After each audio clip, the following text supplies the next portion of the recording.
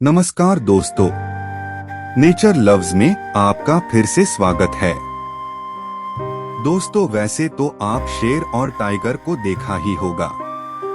दोस्तों, आज हम इन्हीं दो जंगली जानवर के बारे में कुछ खास बातें जानने वाले हैं। दोस्तों, आज के इस वीडियो में हम जानेंगे कि शेर और टाइगर दोनों में किस प्रकार का अंतर है, और मान लीजिए अगर दोनों जानवर में फाइट हो जाए तो इन दोनों में कौन जीतेगा।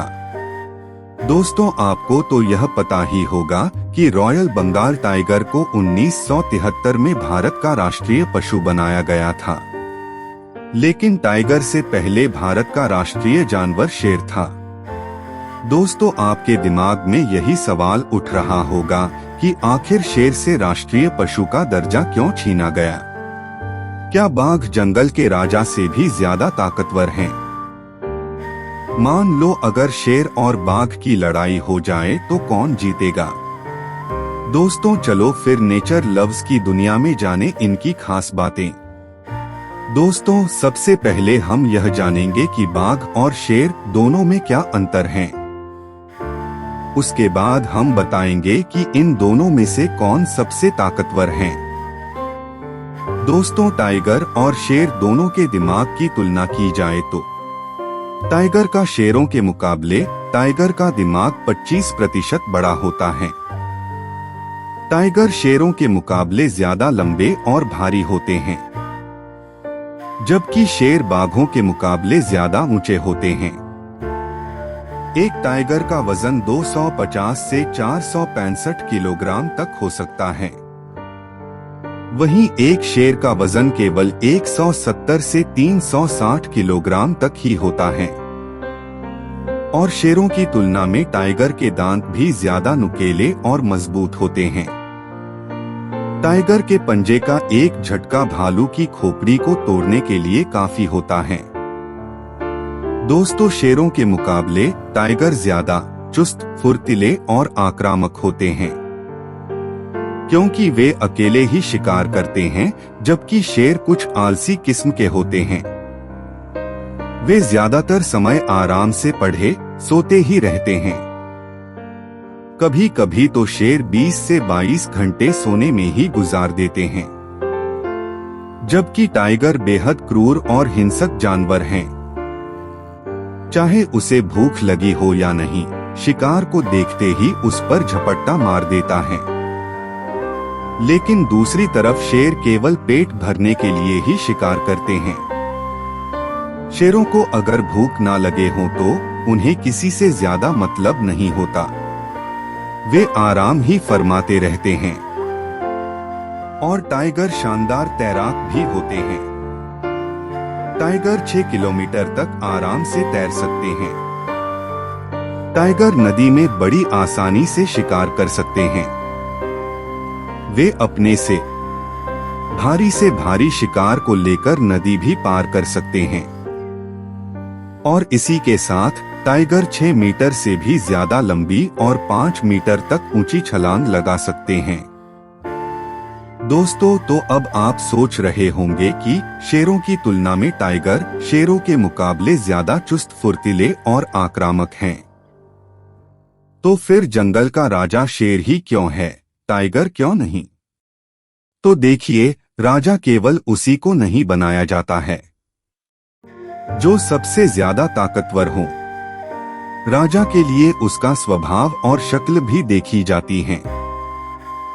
शेर और टाइगर दोनों ही दिखने में शानदार हैं, और दोनों ही जंगल की शान हैं।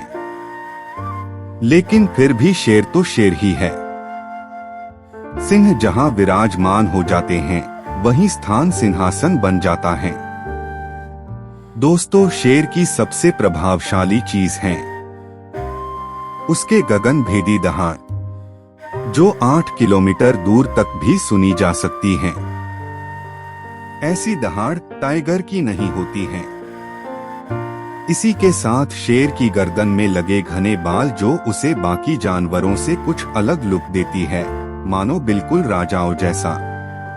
शेरों की रात में देखने की क्षमता हम इंसानों की तुलना में 6 गुना ज्यादा होती है।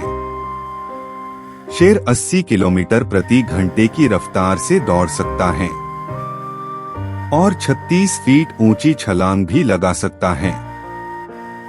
शेर बाघ की तरह बिना वजह शिकार नहीं करता। दूसरी बात, वे एक राजा की ही तरह व्यवहार करते हैं। दरअसल शेर झुंड में रहते हैं।